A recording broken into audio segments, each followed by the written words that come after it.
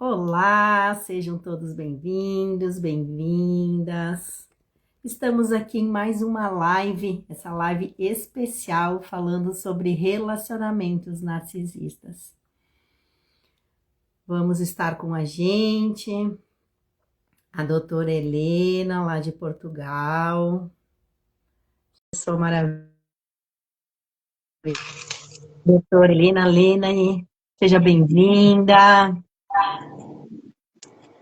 Ela é psicoterapeuta integrativa, psicanalista clínica, naturopata, cheia de qualidades, né, cheia de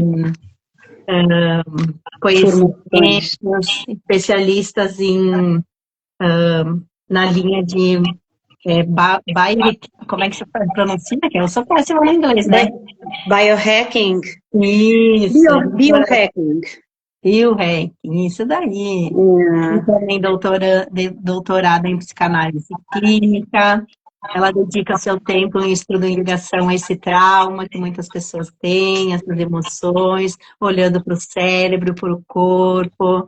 Ela ajuda as pessoas a reconstruírem, né, a sua saúde emocional através de uma abordagem integrativa que procure compreender toda essa origem do sofrimento e não apenas a superfície, os seus sistemas também. Então, nesse episódio, eu e a Helena vamos estar aqui.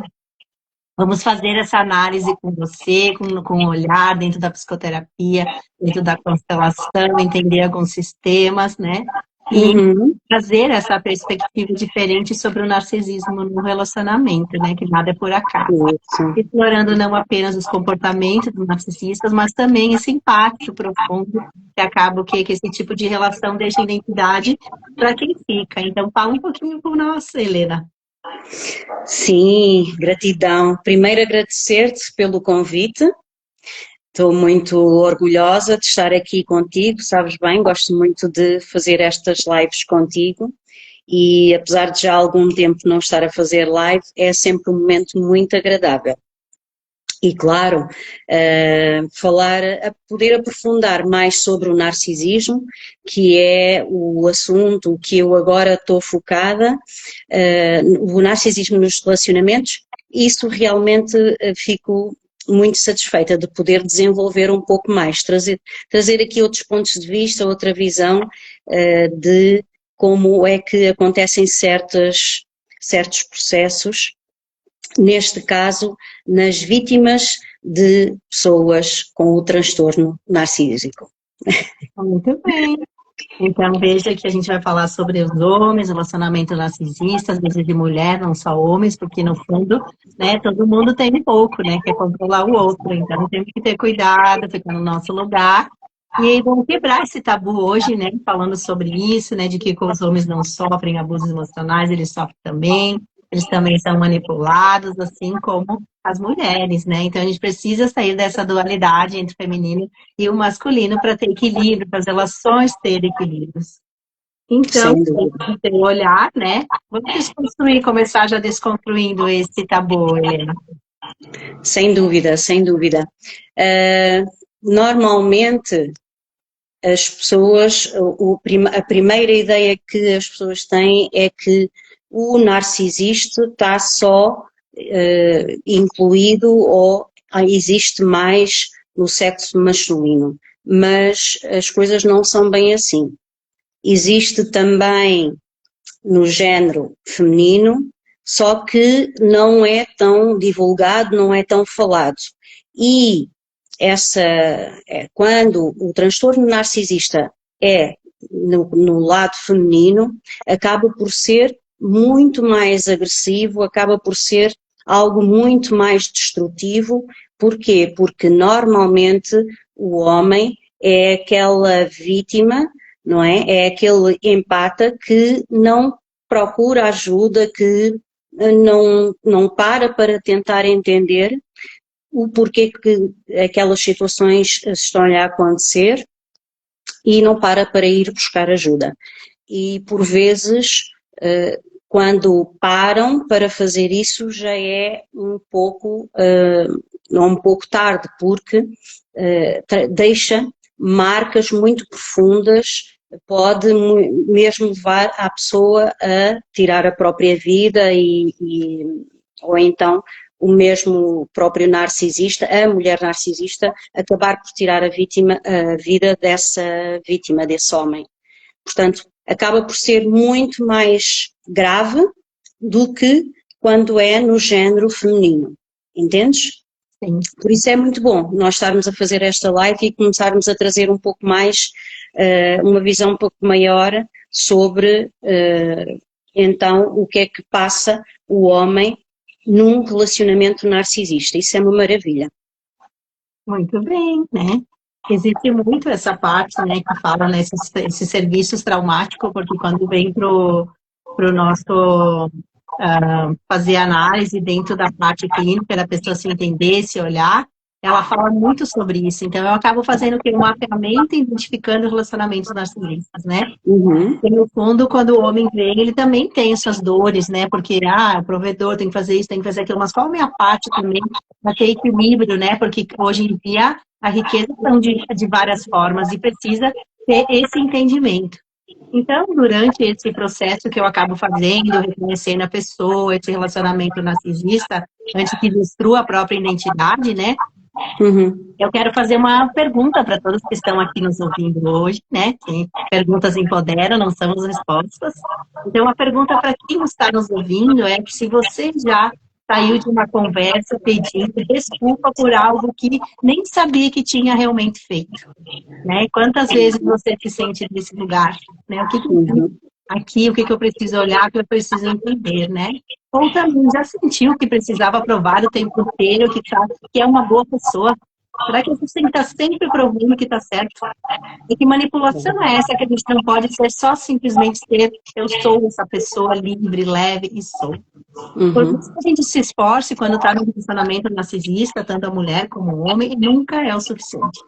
A pessoa está sempre dando, entregando, às vezes em relacionamentos, não é só casal, de pai e filho, é relacionamento de mãe e filho, é relacionamento de filho com mãe, enfim, de amigos, né? Porque daí tem aquele nego que diz assim, que passa por você, te ignora e tu pergunta, mas o que aconteceu? E a pessoa diz assim ainda, mas você não sabe?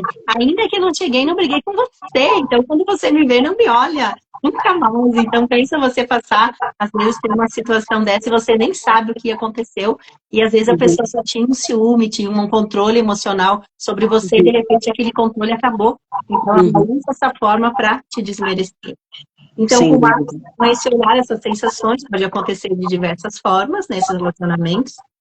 Sozinhas elas não significam, porque existem, esse narcisista podem aparecer, né, acompanhadas de manipulação, controle, falta de empatia, falta de pena, olhar para essa dinâmica com atenção, o relacionamento começa com a dor, ela começa com o encanto, né? Então, você entra por uma relação sendo encantada, né? Entra por uma relação sendo acolhida, sendo amada, respeitada, e de repente você se dá conta que mudou tudo, esse encanto acaba. Então, veja que ciclo é esse, né? Sem dúvida. Sem dúvida. Né? Um exemplo sobre o próprio peixe, né? A pessoa vai lá pescar e a isca do peixe, né? Quando ele pega, parceiro que está ganhando sua comida, ganhando a sua força, porque está ganhando um alimento e de repente ele vê que é a isca dessa pessoa, né? Dessa pessoa que trouxe ela para devorá-la, né? Para encasular ela dentro, né? Tirei ela do seu lugar, do seu ambiente confortável, levei para minha casa, né? E encasulei ela, tem que ser da minha forma, não é da forma dessa pessoa, e de repente quero que ela seja totalmente diferente. Sim, isso é uma das características do narcisismo, é o phishing over, que eu depois vou falar um pouco mais à frente. Ele faz isso realmente, não é? Depois da pessoa ter ido, vai haver então uma captura para tentar pôr outra vez a pessoa dentro desse relacionamento. Mas eu vou falar depois um bocadinho mais à frente disso. Não sei se queres passar já a pergunta do primeiro bloco. Isso, que eu estava perguntando antes para você, né? Que daí eu sobre as fundações teóricas, né? Referente a esse abuso, o impacto da família, a proteção dos filhos. Esse é no bloco 3 que a gente vai falar, mas daí agora a gente vai falar sobre esse movimento do homem, né, da âncora dele com o narcisismo. Sim. A primeira pergunta então é o homem também pode sofrer abuso emocional? Né? Vamos por aí, é o primeiro bloco, certo? Perfeito. Ok, então, se o homem também pode sofrer de abuso emocional? Claro que sim, sem dúvida. O abuso emocional, ele não escolhe género, mas o homem muitas vezes sofre em silêncio, por vergonha. Também por ego e por pressão social, esse homem tende a sofrer em silêncio e constantemente mostrar que é forte, nunca mostrar então a sua fraqueza. E como é a dinâmica se manifesta nos homens? Como é que isso acontece? Eles se isolam dos amigos, da família, a perda progressiva do papel de decisão no relacionamento, a invalidação e constante dos seus sentimentos e um sentimento de culpa também constante. Mas antes de aprofundar nesta questão, Mónica, eu gostaria de falar um bocadinho sobre a neurobiologia da paixão e do amor, que é muito, muito curioso, vais ver. Então vamos ver um pouco da neurobiologia da paixão e do amor. Eu fechei aqui o meu. Aqui, fala. Isto foi uma pesquisa que a doutora Helen Fisher ela fez, é muito engraçado. A pessoas, penso que 17 pessoas apaixonadas e 13 pessoas que estiveram apaixonadas e terminaram esse relacionamento. Então, ela e a sua equipa, porque normalmente são os assistentes é que fazem esta pesquisa, eles fizeram uma análise a estas pessoas e chegaram, foi um pedido até de um comercial, de uma empresa comercial, que eu agora não estou recordada, para então saber qual é a compatibilidade, qual é a melhor compatibilidade do ser humano em se apaixonar e no amor. E então, esta investigação neurocientífica revela que o amor e a paixão não são meras construções românticas ou espirituais, mas são fenómenos biológicos complexos enraizados na evolução humana. Muito engraçado, Mónica, que eles chegam à conclusão que a paixão é um estado de demência temporário. Atenção. Ou um vício químico impulsionado pela dopamina com a duração limitada, tem limite, entre 12 a 24 meses. O seu propósito evolutivo é focar a energia reprodutiva num único parceiro. Entendes? Em contraste, o amor maduro fundamenta-se na ocitocina e na vasopressina, promovendo o apego a longo prazo e a segurança necessária para a criação da descendência. A química da paixão, o estado de demência temporária. A paixão é caracterizada por uma intensidade avassaladora que altera drasticamente o funcionamento cerebral. Cientificamente, este estado assemelha-se a uma dependência química, partilhando circuitos cerebrais com o vício em cocaína. É como se fosse a mesma coisa que o vício em cocaína. Como tu vês, é difícil um homem, vamos focar, não é? Porque é aquilo que nós estamos a falar hoje, é o homem, não é? É difícil um homem nesta fase de paixão, ok? Quando então encontra alguém que é compatível com essa paixão que ele está a ter, é difícil ele conseguir pensar e discernir se aquela pessoa, aquilo que aquela pessoa está a dar inicialmente, se tem algumas características narcísicas ou não. Se essa pessoa está com uma temporária demência, não é? Se está a sentir aquela adrenalina e é como se fosse o consumo de cocaína, não está, não pode raciocinar da mesma forma para poder tomar uma decisão, uma melhor decisão para não cair nas garras de uma mulher narcisista, certo? É muito engraçado. E aqui o amor, como é que eles classificaram?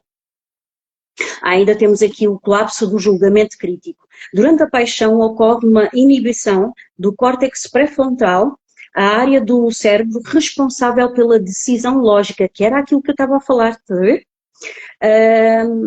O controle dos impulsos e a previsão das sequências. Isto resulta em uma idealização excessiva, que era aquilo que eu estava a dizer, a pessoa idealiza aquela mulher como a mulher perfeita, não é? Só porque ela está a dar, não é? O love bombing, está a dar tudo aquilo que ele procurava numa mulher, não é? Decisões impulsivas, não é? Que é a tomada de compromissos permanentes, não é? Baseados num estado químico transitório, e a suspensão do juízo. A paixão é líquida o ego e faz com que o indivíduo priorize a relação acima da carreira, amigos ou segurança pessoal. A pessoa fica tão entorpecida com aquela paixão, não é? Com aquela pessoa que está à frente dele, que realmente todo o resto passa a ser secundário, certo? E nós já sabemos disso, já vivemos paixões e sabemos muito bem que é assim, não é? Não vamos estar com um catálogo, deixa-me cá ver se este é narcisista, se não, pois nós mergulhamos primeiro, não é? E pensamos depois, não é? E em relação ao amor, o que é que eles dizem aqui da pesquisa? Já não sei onde é que eu fui, porque eu tinha aqui. O amor já é algo seguro, não é? Já é algo que traz então aquela estabilidade. Então diz que na transição para o amor, não é? Normalmente é após esse período de 12 a 24 meses, o cérebro não consegue sustentar o stress biológico da paixão, imagina, até classificam como stress, a paixão.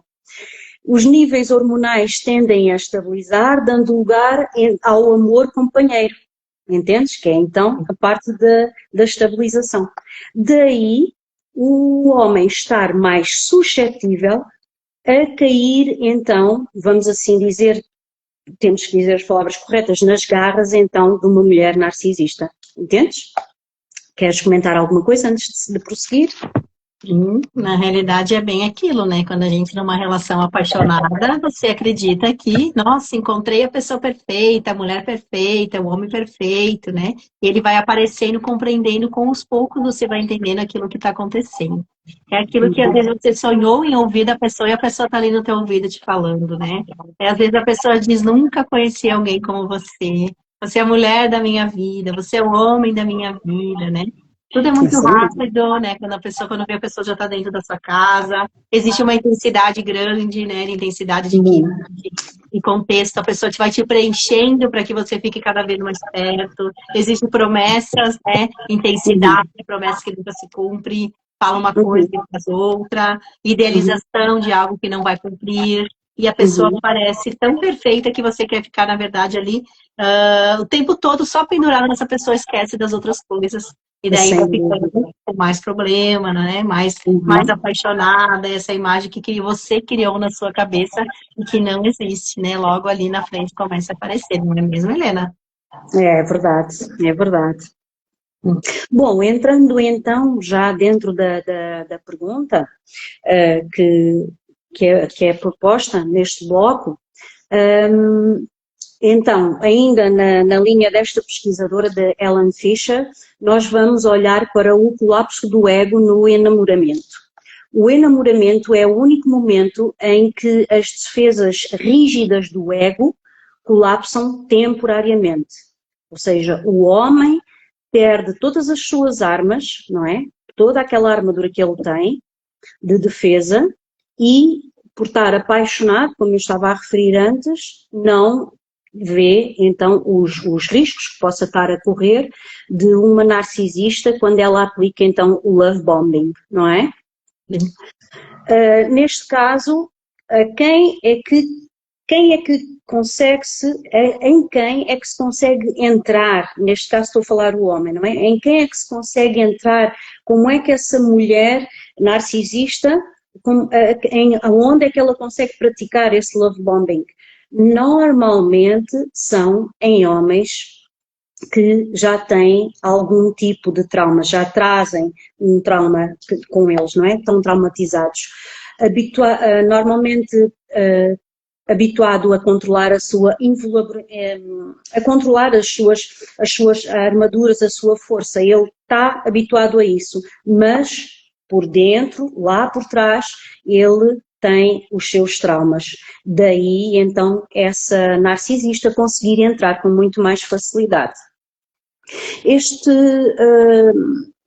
homem, no momento de maior vulnerabilidade que ele está vulnerável, naquele momento de paixão, que era o que estávamos a falar, é então quando essa narcisista entra com o cavalo de Troia e se instala sem demonstrar nada, não é? Inicialmente, não é? Tal e qual como a guerra do cavalo de Troia, e na primeira oportunidade, depois de ver que realmente já tem aquela conquista, que aquele homem já está agarrado e já está conquistado, então ela sai de dentro do cavalo de Troia, não é? Para demonstrar realmente a sua personalidade e então pôr todo a sua malvadez para fora, que é a verdade, não é?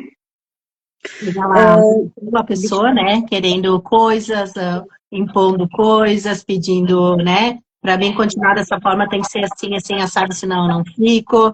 Daí, muitas vezes as pessoas se endividam, as pessoas não têm esse poder de aquisição que a pessoa está botando e acaba entrando numa falência financeira, né, além desse abuso. Claro. E esse homem é um homem com uma ferida aberta, não é? É um homem com uma ferida exposta. É uma ferida de nunca sentir-se suficiente para o pai. Normalmente é esta ferida que eles trazem no seu corpo, no seu emocional, na sua mente.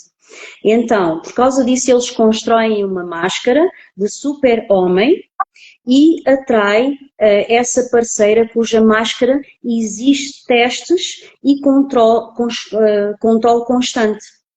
Entendes? Ele tem que estar constantemente no controle dessa máscara para não se dar a conhecer aquilo que ele está a sofrer naquele momento. Entendes?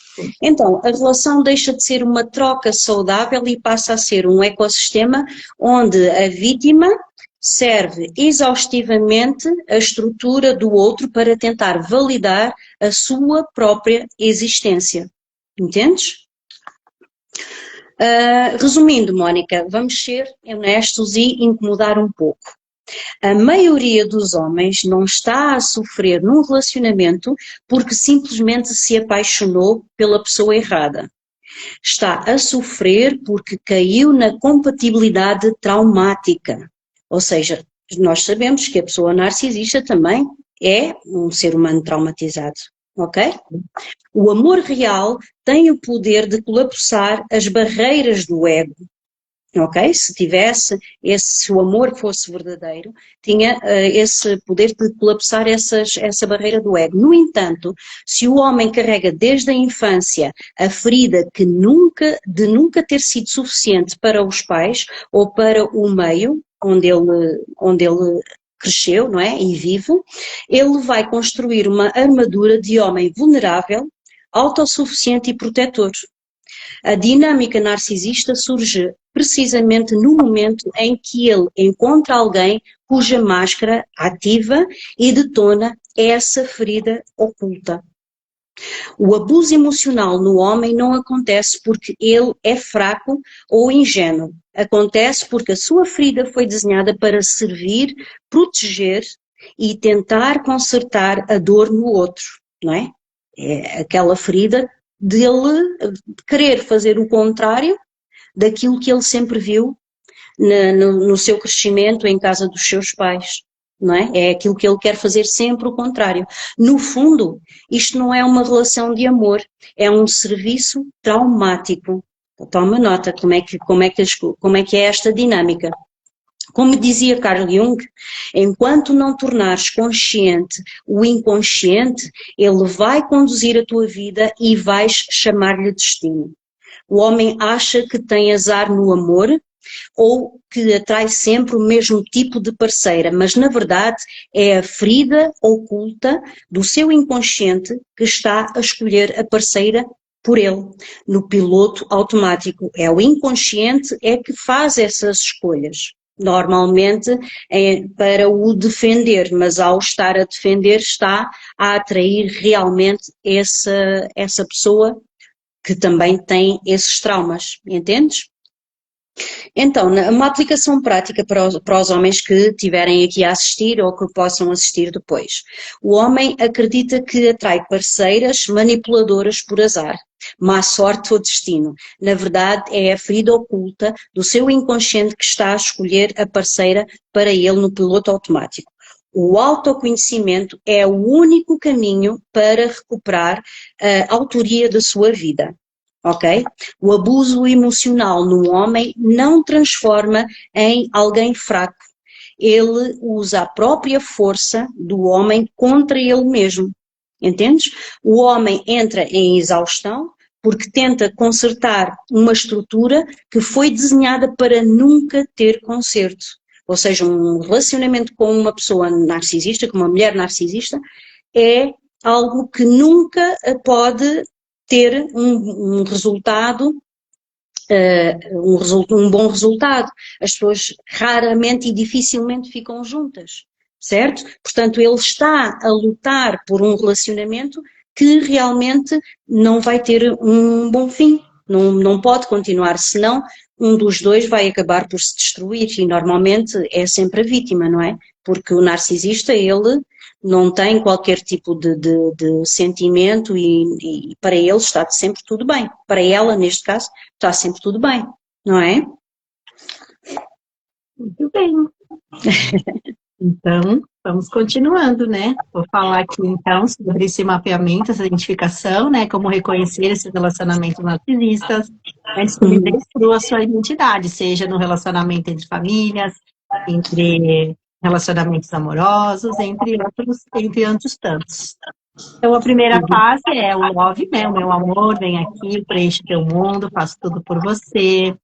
A segunda fase é a desvalorização, começa as críticas, né? Começa o olhar de brincadeira, aquela brincadeira que a pessoa começa a fazer para você e você fica ofendida, né? Você começa a perder a graça com a brincadeira da pessoa, você começa a mudar o jeito de falar, o seu jeito de vestir, porque a pessoa está te criticando, começa a olhar você só com defeitos, e também começa a perceber que vai abandonando as suas próprias identidades para evitar conflitos, né? Deixa de fazer as coisas que gosta, deixa de se arrumar, de se amar, de fazer o que realmente lhe deixa feliz.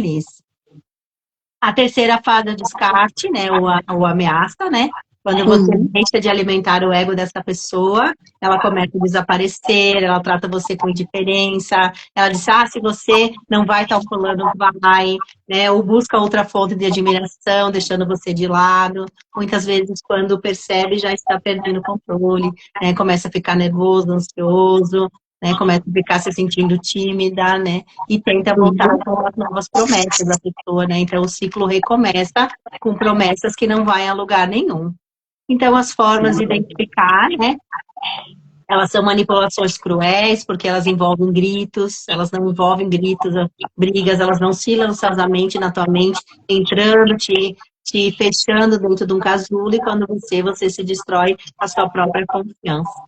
Daí a pessoa diz que nunca aconteceu isso, né? Que você está imaginando coisas, que você é louco ou é louca, você está pensando dessa forma, você entende tudo errado, e com o tempo você deixa de confiar na própria memória, achando que você está errada, que você está com problema, e tantas outras coisas que acaba tendo percepção de tudo isso.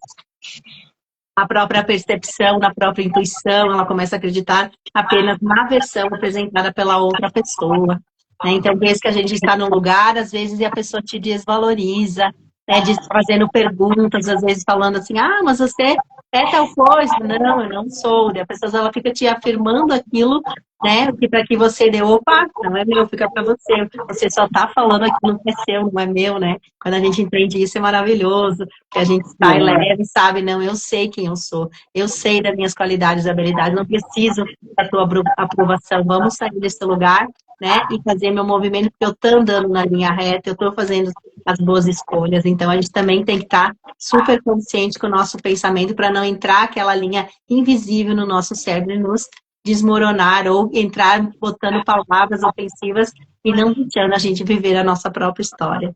Então, como se fosse sendo, se a gente deixar essa pessoa entrar na nossa mente, a gente vai se desmontando aos poucos.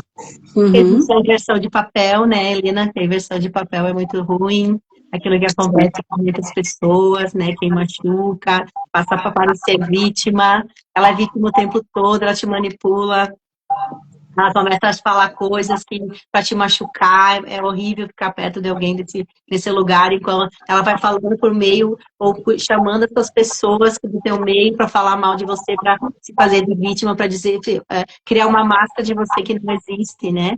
Então, isso é muito ruim para as pessoas, né? Então, acaba sofrendo, né, as duas partes, nem a pessoa está feliz com aquilo que está fazendo, né?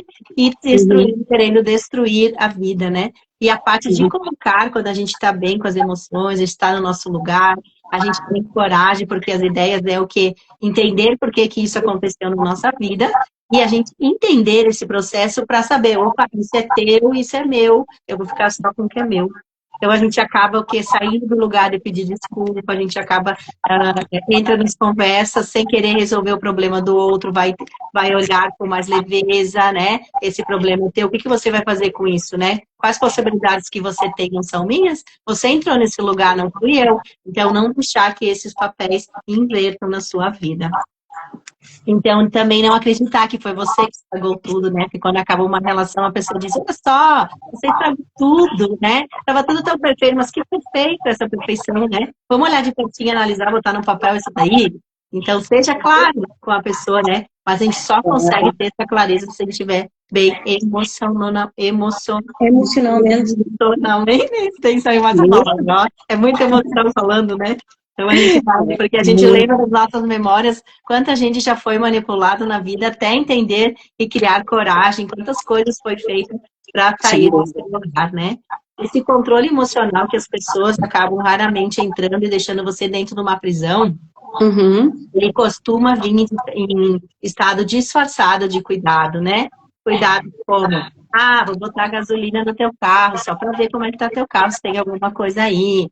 Eu vou botar escondido lá um gravador para ver com que você está falando, e depois usa isso, as suas palavras, para falar com outra pessoa, dizendo, ela me falou tal coisa. Não, ela não falou, ele escutou, ele infligiu o seu espaço, né?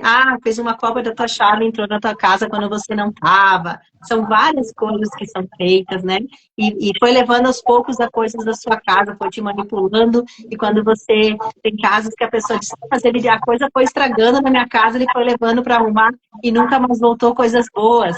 Então a pessoa mesmo estragava, e tem quantas outras coisas acabam acontecendo quando a gente está olhando para o processo das pessoas. Tem muitos ciúmes, né? Ciúmes doentio, não deixa a pessoa fazer nada. Eu te amo tanto, vai te deixando como um ciúme doentio, vai te machucando. E quando você percebe essa fase de todo mundo, da família, dos amigos, dos projetos, da própria essência, né? Então, esse olhar, eu trabalho com a psicoterapia reencarnacionista, esse olhar a gente pode compreender que a gente tem muitos vínculos que vêm e despertam as emoções muito profundas e antigas. Independente da origem dessas experiências, muitas pessoas relatam a sensação de familiaridade intensa. Porque a gente primeiro teve lá dentro da nossa família essa manipulação, depois a gente vai para um relacionamento ser manipulado. E se a gente olha bem de pertinho, a nossa mãe, nosso pai, né? Quantas vezes um irmão que nos manipulou muitos anos, a gente sai desse lugar e vai para um amigo que nos manipula, sai do amigo e vai para até entender, ter coragem, olhar para isso, se olhar para dentro, entender cada situação, né? E a gente perceber que a gente, tudo que buscou foi para nos salvar, entender, ter coragem para sair e ser mais leve durante a vida. Então, é um olhar lindo, maravilhoso, dentro desse olhar da pessoa se entender como um todo. Eu vejo quanta dificuldade as pessoas têm de se olhar, né? Ah, mas eu não vou olhar, nem ficar pensando. Não, é que a emoção que sente referente àquilo que você vivenciou, quando olhar para essa emoção que cura sua alma, o sentir que cura, né? Enquanto a gente não entender isso, a gente vai brigando, o ego vai deixando ali, se manifestando, e a gente vai criando mais situação e trazendo mais manipuladores para nossa vida. Então, veja que legal essa relação quando a gente tem esse conhecimento, né, com o tempo, com a idade, com a sabedoria, que a perspectiva, né, que relação é essa que veio me ensinar? Quem é essa pessoa que entrou na minha vida? O que ela veio para me ensinar? O que eu tenho que aprender aqui que eu não estou entendendo? Por que eu estou permanecendo? O que isso aconteceu? Ou por que isso aconteceu comigo, né? Em vez de a gente dizer, eu preciso transformar em mim para que esse padrão não se repita mais. Então, veja que lindo, né? A psicoterapia, o perdão, a aceitação, olhar a constelação familiar, né? Esse foco que é ser o outro apenas inclui o próprio processo que está aqui dentro da minha consciência. Quando eu digo, sai desse lugar do que você está vendo, do que o Sérgio está provando, aquilo que eu preciso olhar aqui. Não é sobre o que aconteceu, é sobre o que eu senti. Vamos soltar esse sentir aqui do coração. Se você sentiu, não tenha dúvida que seu mundo muda. Sem dúvida. Sem dúvida, Mônica, certinho. Sem justificar esses abusos, iniciar a permanência entre relações destrutivas. Helena, então fala um pouquinho sobre esse impacto da família dentro dos abusos, essa proteção dos filhos, como proteger os filhos quando existe uma manipulação dentro disso, esse ângulo, né, esse farol. Fala um pouquinho sobre esse registro dentro das dinâmicas. Sim, então vamos olhar um pouco então a essa disfunção que acontece nesse movimento, não é? Nessa triangulação que existe pai, mãe e criança e o filho, não é? Essa triangulação tão destrutiva. A estrutura disfuncional consolida-se, essa estrutura da criança, não é? Porque se são crianças até aos 12 anos, é muito mais destrutivo que, claro, um adolescente já consegue ter mais discernimento. Então, a estrutura disfuncional consolida-se por volta dos 12 anos. E se todas essas situações, isto no olhar da biodescodificação, claro, não é? Se essa criança, ela assiste a todo esse desequilíbrio entre o pai e a mãe, sem dúvida estão a criar uma criança com essas feridas, com esses traumas, e possivelmente possa tornar-se então também uma criança com esse transtorno narcísico, ok? Então, o que é que causa e o que é que leva essa criança a poder ser uma pessoa narcisista? É, claro, o ambiente onde cresceu, não é? Ou então a sobreproteção, que é a inflamação irreal do ego, o autoritarismo, anulação do eu, ou uma negligência emocional. São estes 3 casos que pode afetar a criança. Neste caso, qual é a posição do pai? A posição deste pai é como um farol para essa criança, ou seja, o pai não protege o filho entrando em guerras narrativas, com a mãe ou difamação. Ele protege o filho sendo a âncora de regulação biológica, verdade factual e estabilidade emocional inabalável. Neste caso, a parte masculina, não é? Nós estamos a falar. É preciso esse pai ter então essa consciência de que se estão a passar por essas práticas, que estão a acontecer com essas situações com o seu próprio filho, nessa triangulação, para então dar a esse filho essa estabilidade que ele tanto necessita, ok? De que forma? Vamos ver aqui, resumindo, quando existe manipulação na família, o maior perigo para os filhos não é apenas a ruptura conjugal dos pais, é a profunda dissonância cognitiva a que são submetidos essas crianças. A criança fica presa numa pergunta devastadora: como é que a pessoa que deve me amar e proteger cria tanto caos, tanta confusão na minha vida, não é? Isso é o que a criança se pergunta, normalmente. A estrutura narcisista disfuncional é semeada na infância através de extremos, seja pela negligência emocional, pelo autoritarismo ou pela subproteção, ok? Se tu, pai, caíres na armadilha de entrar na lama da provocação, da discussão e da vingança, estás involuntariamente a ensinar o teu filho a sobreviver criando máscaras mentirosas. Isto é muito grave e põe em cima do homem, da vítima, do empata, mais esta responsabilidade para com os seus filhos. Entendes? Claro, quando é que ele vai ter esta capacidade de fazer isto? Quando é que ele vai se conseguir proteger a ele e a proteger o seu filho? Quando já estiver nesta fase de procura de autoconhecimento, autocura, compreender quais são então estas dinâmicas da mulher narcisista, da mãe narcisista, não é? Só aí, nessa altura, é que ele vai conseguir proteger o seu filho. Então, a quebra da herança inconsciente, ou seja, pais que não tornam os seus traumas conscientes, que era aquilo que eu estava a dizer, transmitem-nos como herança emocional invisível para os seus filhos. Escolher o autoconhecimento é recusar o papel de vítima, de agressor, interromper a transmissão intergeracional do trauma narcísico, ok? Tal e qual aquilo que tinha acabado de falar. Então, proteger um filho da manipulação não é entrar no jogo de forças para provar quem é que está certo.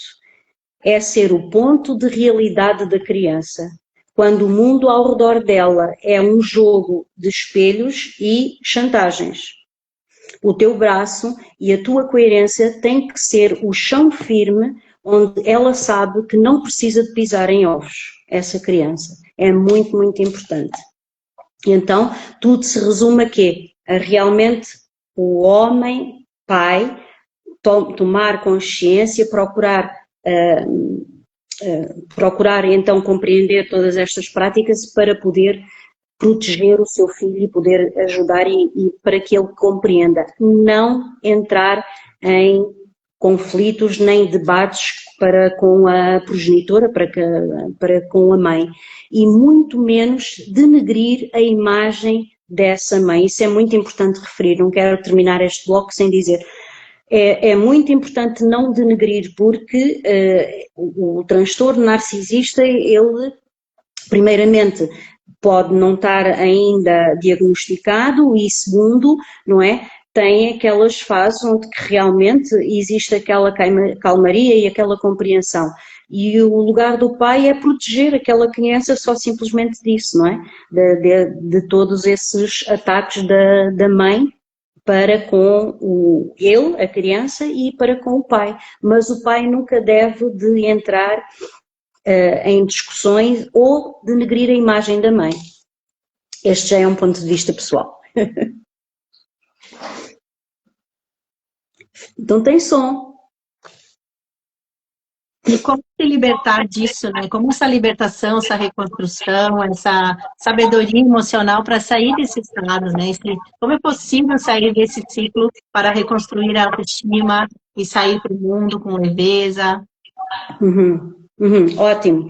Aqui Antes de aprofundar também nesta questão, eu quero falar do ciclo do relacionamento narcísico, que tu falaste um bocadinho no teu blog, no bloco 2, abriste um bocadinho nisso e eu quero aprofundar um pouco para relembrar as pessoas. Eu tenho aqui um infográfico que mostra realmente todas as fases desse ciclo de relacionamento narcísico, ok? Aqui ele está mais composto, não é? Mas vamos passar assim por alto um bocadinho sobre as fases todas e depois já aprofundamos. Então, temos aqui a primeira fase que é a idealização, ok? O love bombing, ok? Que é o início, estavas a falar, não é? Que é o início que tudo parece perfeito, a pessoa apresenta como parceiro ideal e cria uma ligação estritamente rápida e faz acreditar que encontrou o amor da sua vida, ok? Este aqui, o love bombing. Depois temos a desvalorização, ok? Devolution, aqui, que o próprio nome já diz que é a desvalorização da vítima, do empate, neste caso do homem, não é? Que é a mulher que está a praticar para o seu esposo, para o seu companheiro. Quando já existe, em que altura? Quando já existe dependência emocional. Claro, isto está muito pequenino, não se consegue ler, mas eu vou dizendo algumas das partes. Depois, a terceira fase do ciclo do relacionamento narcísico é o descarte, ok?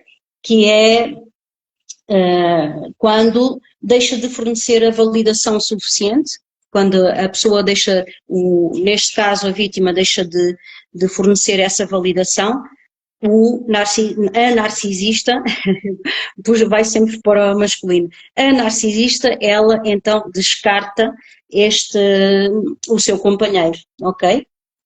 Depois a quarta fase é o over ou o phishing, ok? O over tem o nome do aspirador, porque é mesmo essa prática que acontece, ela, não é? A narcisista a tentar aspirar novamente aquela vítima, a sua vítima, para o relacionamento, ou phishing ou over, ok? Aqui na quarta fase.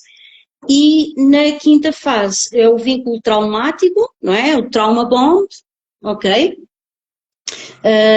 E porquê é que é tão difícil sair dele aqui no trauma bond? Aqui já é quando a vítima está completamente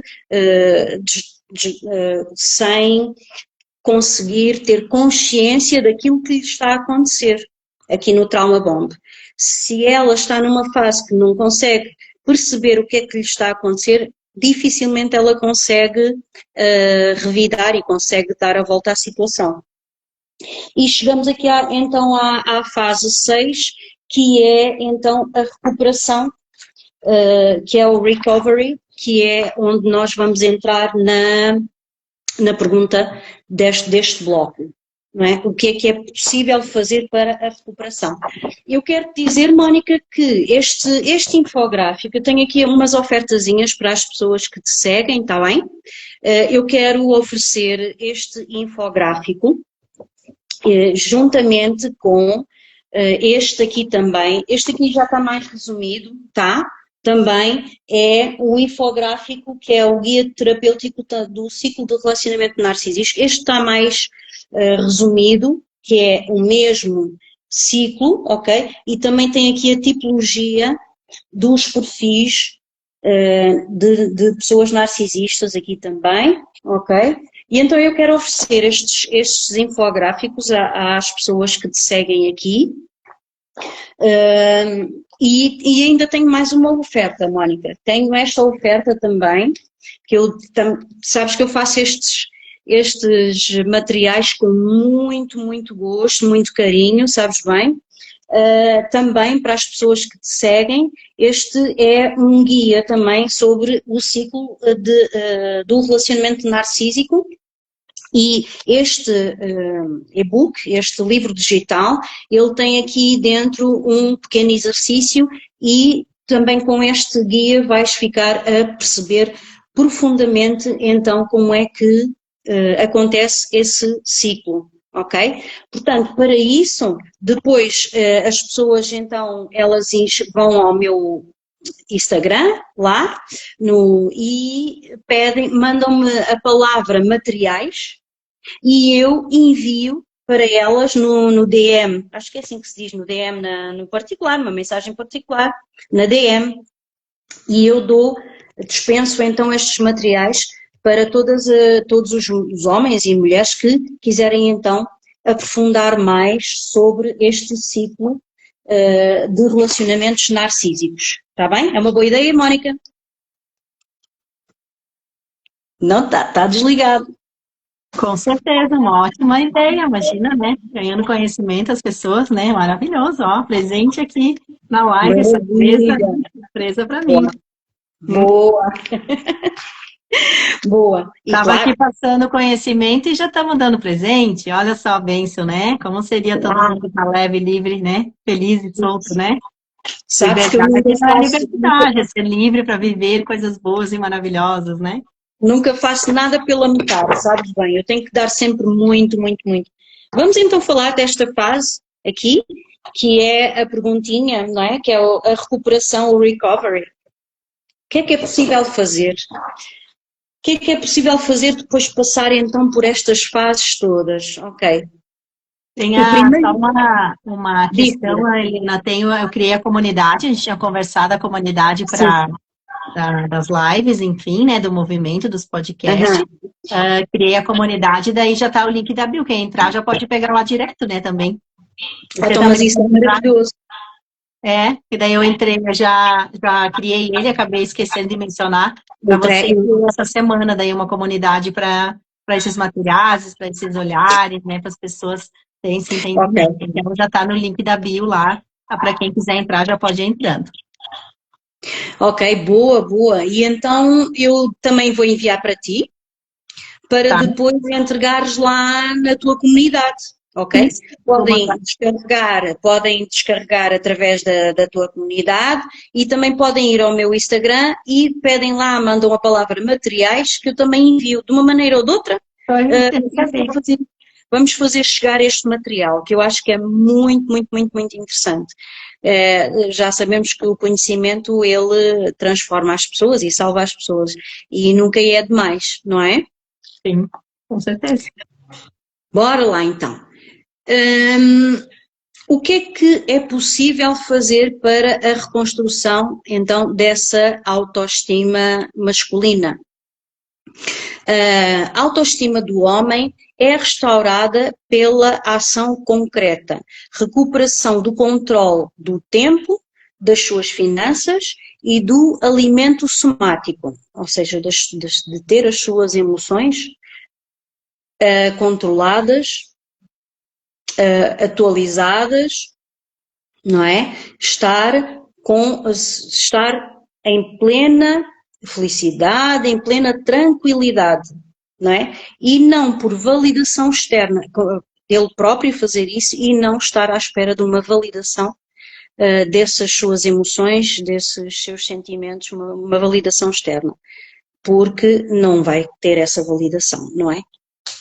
Já sabemos que a mulher narcisista ela não vai validar, antes pelo contrário, quer é ser validada.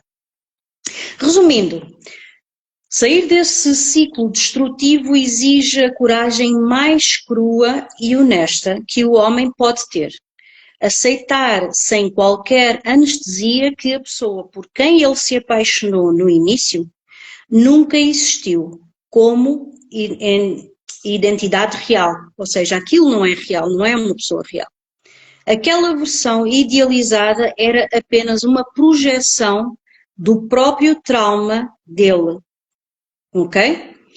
Enquanto o homem continuar a alimentar a ilusão de que pode salvar a relação ou fazer o outro mudar, ele vai permanecer refém e eliminar essa dinâmica narcisista da tua vida Começa quando encaras a realidade de frente. A pessoa não te tratou mal por engano ou distração. Tratou-te mal porque essa é a estrutura dela, da mulher narcisista. O pós-relacionamento não é simples, não é uma simples tristeza de fim de namoro. É a recuperação e desintoxicação de um transtorno do stress pós-traumático biológico real. A construção do homem não se faz com frases de autoajuda, afirmações superficiais ao espelho. Faz-se voltando a assumir o controle prático da sua biologia, da sua rotina, do seu trabalho e cortando radicalmente a alimentação da ferida. Ok? Vou-te relembrando Jung, a frase de Jung: agimos movidos por padrões ocultos e achamos que as repetições tóxicas são o destino, quando são apenas o nosso mundo interno desordenado. O autoconhecimento profundo é o único caminho para recuperar a soberania da tua vida. Ok? Então, essa frase do Jung, muito conhecida, enquanto não tornares o teu consciente, quando tu não tornares o inconsciente consciente, ele vai-te sempre conduzir e tu vais dizer que é destino, não é? Assim, de uma forma muito breve. Onde é que podemos encontrar então essas inconsciências? Normalmente em padrões ocultos. Nós agimos com base nos nossos medos, traumas, desejos escondidos, que a mente consciente tenta ignorar. Na ilusão do destino, o homem acha que as coisas más ou as relações tóxicas repetitivas acontecem por azar ou destino, quando são apenas frutos do mundo interno desordenado a reproduzir a dor dessa infância. E também essa inconsciência nós encontramos, esse homem tem o poder de escolha, não é? Ter o poder de escolha, que é trazer então o inconsciente, consciência ao inconsciente, não é? Que é onde estão essas feridas. O autoconhecimento integrativo é a única ferramenta que permite tirar o homem do piloto automático, assumir o controle da própria história e recuperar a sua verdadeira soberania. Ok? Agora, sair do ciclo não é uma questão de querer, é uma desintoxicação biológica e mental. A gaiola muitas vezes fica aberta, mas o homem não sai, porque ainda está a tentar entender o porquê de ter sido preso. A reconstrução começa no dia a dia, em que para de procurar respostas na pessoa que feriu e volta a investir a sua energia na única vida que controla, que é a sua vida. Ele só controla a sua vida, não controla a vida dos outros, não é? Vá lá. E há uns passos que esse homem pode fazer, não é? Alguma coisa que ele possa, umas práticas que ele pode fazer. Uma delas é o contacto zero, ou seja, a pedra cinza, não é? Se houver filhos em comum é que é um pouco mais complicado adotar essa comunicação restrita. O contacto zero e a pedra cinza, já deves ter falado nas tuas lives, é realmente não haver qualquer tipo de conversa, não haver qualquer tipo de manifestação da parte da vítima, não é? Ou seja, porque sabem muito bem que a mínima manifestação está a validar aquilo que a narcisista tanto procura, não é? Portanto, a pedra cinza é zero contacto, zero resposta verbal, tudo. É realmente, é como se fosse a pessoa se fechar numa ostra, não é? E outra coisa que a pessoa também pode ter em atenção é a reconstrução do eu, não é? Resgatar a identidade e a autonomia perdidas no ciclo, reconectar-se com a rede de apoio, amigos, novos hobbies, arranjar novos hobbies, um novo trabalho, não é? Principalmente o apoio terapêutico para reprocessar o trauma e não repetir o padrão emocional em futuras relações. Que Não é? lindo, né? Que lindo. A mensagem final. Sim? A frase final. Diz, querida, diz. Pode continuar. A mensagem final, a frase final são duas, não é? Normalmente é só uma, hoje trago duas. Então, não se torne o seu próprio algoz ao ignorar a sua dor. Ou seja, não seja mal consigo próprio ignorando essa dor. E a outra frase que eu trago é: o conhecimento que liberta, consciência que transforma, não é? E essa mensagem para todos os homens: procurar ajuda não é um sinal de fraqueza, é o primeiro passo de coragem para redefinir a própria vida. Então, para finalizar aqui, né, com as palavras da Helena, esse olhar, né, olhar dentro do estudo dela, dentro do meu estudo, só para finalizar, eu não mencionei a constelação familiar, que é um movimento que eu faço muito, que acontece muitas dinâmicas de repetição de padrões de relacionamentos presentes no sistema familiar. Muitas vezes crescemos acreditando que o amor significa suportar, que o amor significa salvar, agradar, né, carregar o sofrimento do outro, e essas crenças podem favorecer a permanência nas relações desequilibradas. Então, veja que as constelações convidam você a reconhecer esses padrões, identificar e fazer um movimento interno importante. Né? Eu honro a minha história, mas eu preciso soltar esse olhar de quem é que não é meu, para não repetir esse sofrimento de quem veio antes de mim. Olha a importância de olhar para isso, e quando a gente percebe, a gente coloca a outra no lugar bem certinho, né? E mostra, não, isso não é meu, né? Eu fico no meu lugar, e é muito mais leve a gente seguir a vida no nosso lugar. Sem nos lembrar, né, que cada pessoa é responsável pelas próprias escolhas, né? A gente tem o livre-arbítrio aqui de escolher fazer o bem ou fazer o mal, ou manipular, ou se deixar de ser manipulada, né? Então, compreender essa dinâmica familiar não significa justificativa dos comportamentos abusivos, mas significa que a gente pode nos olhar, que a gente pode nos entender, a gente pode sair desse lugar. Né? Então, veja que olhando para tudo isso, né, essa Lava, quero falar diretamente com vocês que estão ali com nós, né, que talvez enquanto vocês estão ali nos ouvindo, também entenda que é identificado como algumas situações, né, às vezes a gente percebe que a gente mesmo é essa pessoa manipuladora e está culpando alguém, ficando no papel de vítima.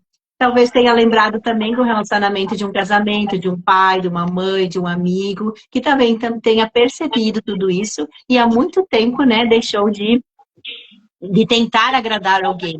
Então, quero que leve uma verdade para você, olhar para si mesmo, né, que o amor nunca deveria fazer você perder a sua identidade, e sim ser saudável, né? O amor não controla, não humilha, não manipula e também não faz com que você tenha medo de errar, ele te impulsiona para a vida. Né, que nem a gente faz os movimentos, a Helena, a gente se comunica antes, vamos lá, vamos conversar, o que a gente vai falar, o que vai passar aqui, né? Ah, estou insegura, claro, a gente está insegura, a gente está se mostrando para o mundo, mostrando algo novo, né? Vem as críticas, vem várias críticas para mim fazendo esse movimento para o masculino, uma mulher fazendo um movimento com o masculino, mas a minha nunca é mágica, olhando que a gente tem equilíbrio esse lado feminino e masculino e nos leva para um mundo tão gigante, né? Então, a minha experiência como psicoterapeuta, olhando para minhas questões, foi me levando e percebendo que muitas vezes a gente permanecia nas relações que nos machucavam e carregava feridas antigas.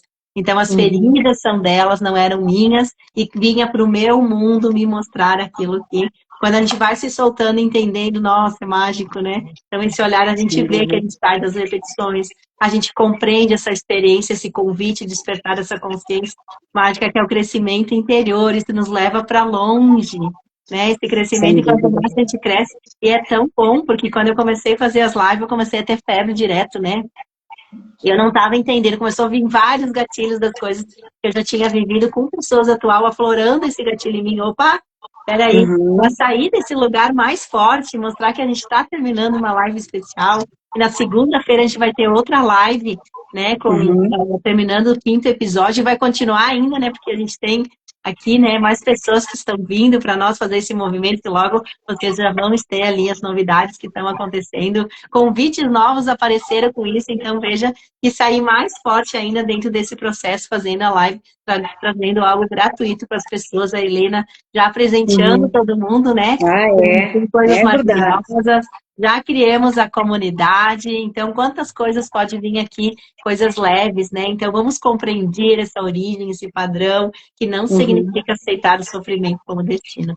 Vamos olhar a nossa história, né, se amar, falar com o coração, se escutar, recuperar a própria voz, né, e para o mundo, né, que Deus nos abençoe a nossa vida, a nossa alegria, que a gente tem sim um Deus maior que a gente acredita.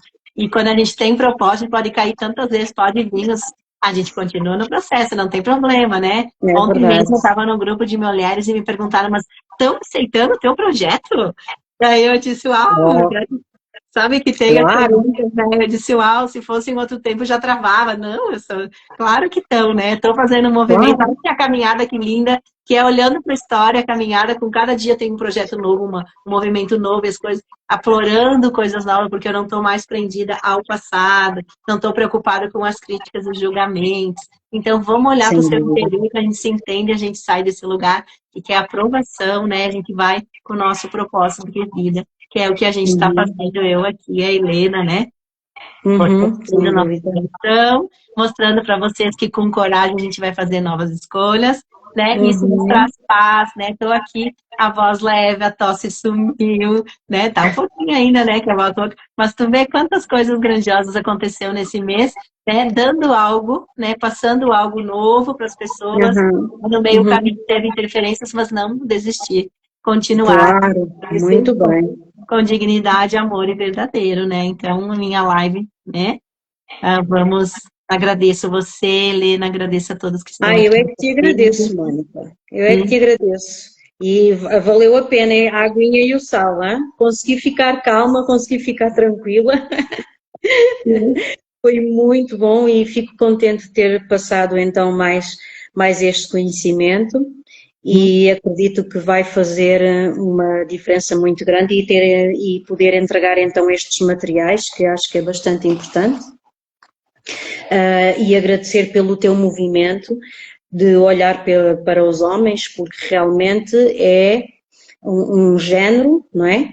Que é muito massacrado e não é visto e eles têm que se levantar sozinhos e não é fácil por vezes, não é? E ter esse olhar e ter esse apoio como tu estás a fazer vai ajudar com que esse homem ele passe a ser um bom pai, um bom esposo para outros relacionamentos que venham futuros, não é? Com certeza, tudo é aprendizado.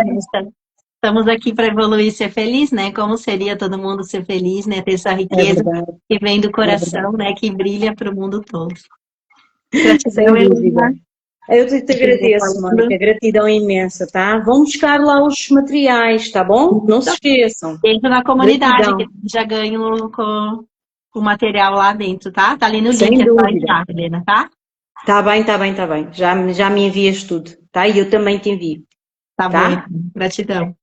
Gratidão mais uma vez e uma boa noite a todos. Segunda-feira estarei aqui com o Gabriel novamente, para finalizar o nosso 5º episódio.